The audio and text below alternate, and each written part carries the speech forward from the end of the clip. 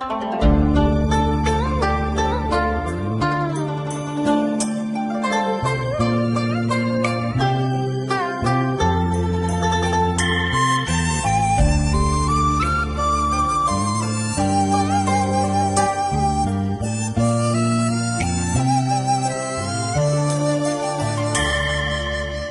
tình mình ngày nào đã hết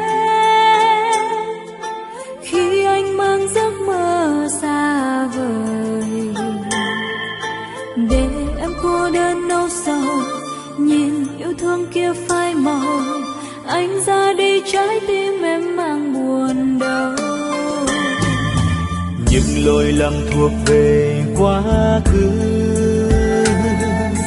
anh xin em hãy quên đi người, để cho anh được quay lại, được yêu em bao tháng ngày, tay trong tay với nhau trên đoạn đường dài.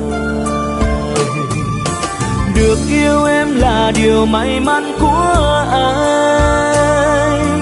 anh xin em hãy cho anh cơ hội sửa sai.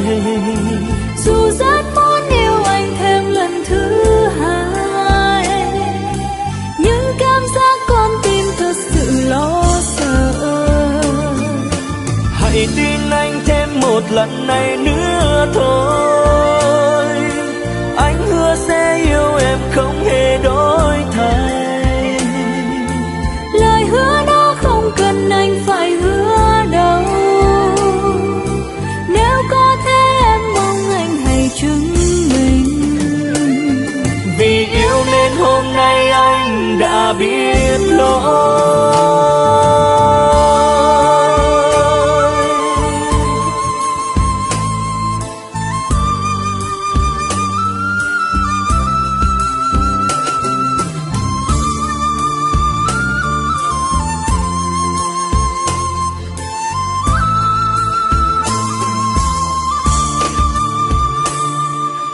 Những lỗi lầm thuộc về quá khứ, anh xin em hãy quên đi người, để cho anh được quay lại, được yêu em bao tháng ngày, tay trong tay với nhau trên đoạn đường dài. Được yêu em là điều may mắn của anh xin em hãy cho anh cơ hội sửa sai.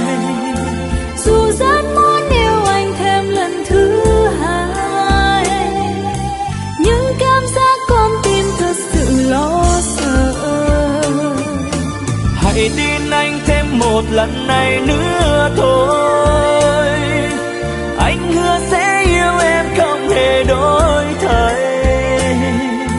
Lời hứa đó không cần anh phải hứa đâu, nếu có thế em mong anh hãy chứng minh. Vì yêu nên hôm nay anh đã biết lỗi, được yêu em là điều may mắn của anh xin em hãy cho anh cơ hội sửa sai. Dù rất muốn yêu anh thêm lần thứ hai, nhưng cảm giác con tim thật sự lo sợ. Hãy tin anh thêm một lần này nữa thôi, anh hứa sẽ yêu em không hề đổi thay. Lời hứa đó không cần anh phải hứa đâu, nếu có thế em mong anh hãy chứng minh. Vì yêu nên hôm nay anh đã biết lỗi.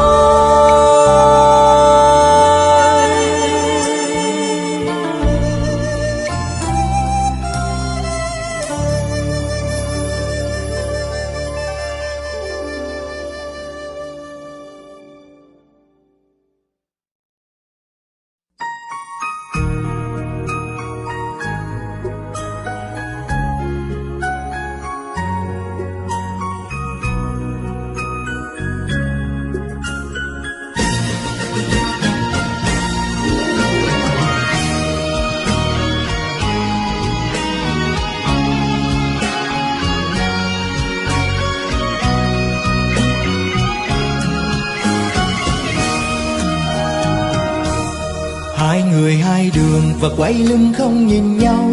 Một người ra đi, một người khóc thương một người. Mới có hôm nào ta cùng nhau tay nắm tay, nguyện ước cùng trăng thề mãi không thay lòng.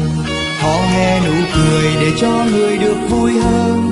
Dù anh đớn đau nhưng anh vẫn luôn chúc người.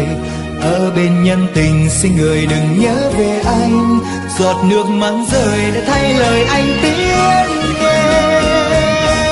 Ngày lên xe hoa cũng là khi em theo chồng về nơi xứ xa và yên vui bên người mới. Nuốt lệ vào tim còn nén sâu bao nỗi lòng. Chúc em và ai cho trăm năm được hạnh phúc. Ngày anh mất em nhưng thời gian như chết lặng. Xe hoa đã đi nhưng anh vẫn nhìn theo mãi. Bóng em dần xa khuất nơi cuối con đường. Tiếng em về với người em mơ.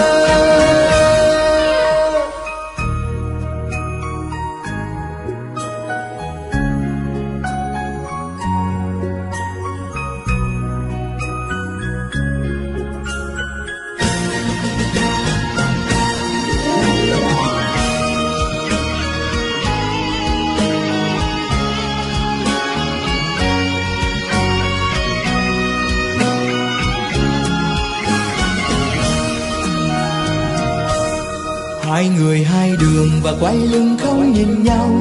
Một người ra đi, một người khóc thương một người. Mới có hôm nào ta cùng nhau tay nắm tay, nguyện ước cùng trăng thề mãi không thay lòng. Hò hè nụ cười để cho người được vui hơn. Dù anh đớn đau nhưng anh vẫn luôn chúc người. Ở bên nhân tình xin người đừng nhớ về anh. Giọt nước mắt rơi đã thay lời anh tiếng em. Ngày lên xe hoa cũng là khi em theo chồng về nơi xứ xa và yên vui bên người mới.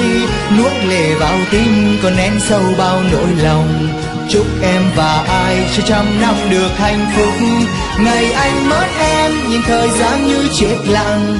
Xe hoa đã đi nhưng anh vẫn nhìn theo mãi. Bóng em dần xa khuất nơi cuối con đường. Tiếng em về với người em mơ. Ngày lên xe hoa cũng là khi em theo chồng về nơi xứ xa và yên vui bên người mới. Nuốt lệ vào tim còn nén sâu bao nỗi lòng. Chúc em và ai cho trăm năm được hạnh phúc.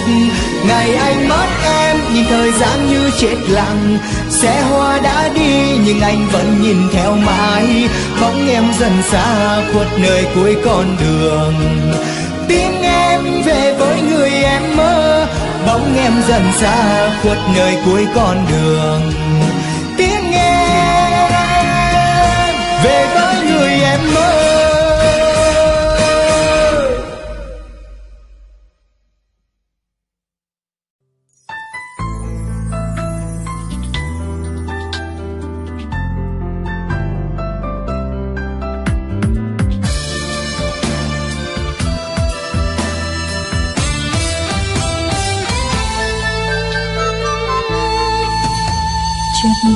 Lòng sao trong vắng yêu thương kia sao mãi xa vời. Lặng im con tim đau nhói, chợt nhận ra em đã đến sau. Ngày gặp nhau có biết chính con tim của em thầm dính trao về mỗi anh. Mỉm cười lên che đi niềm thương nhớ vì đã chót yêu nhớ anh thật nhiều. Mình em âm thầm khóc hiểu thấu cho lòng em anh hai. Lặng sinh em nhìn anh đón đưa ai về, cứ thế trôi qua anh nào hay. Yêu thương kia đã mãi mãi xa xăm, hỏi lòng sao còn vẫn vương. Lòng em mãi lặng hẳn nhớ mong một người em sẽ giữ mãi nỗi yêu trong lặng câm. Mong anh sẽ bên người mãi không xa, tình em xin vùi sâu trái tim.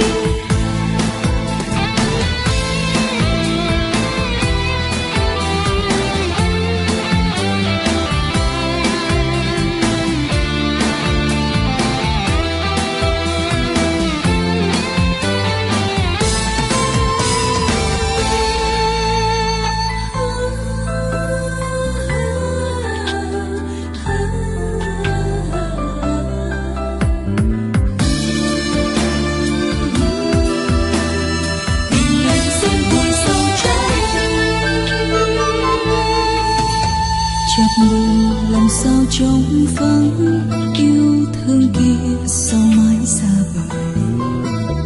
Lặng im con tim đau nhói, chợt nhận ra em đã đến sau. Ngày gặp nhau có biết chính con tim của em thầm xin trao về mỗi anh.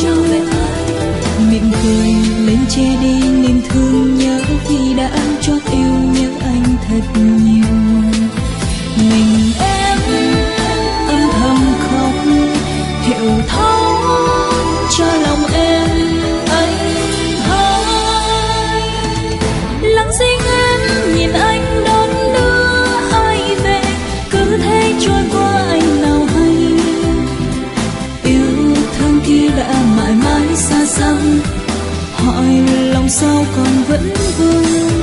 Lòng em mãi lặng thầm nhớ mong một người em sẽ giữ mãi nỗi yêu trong lặng câm.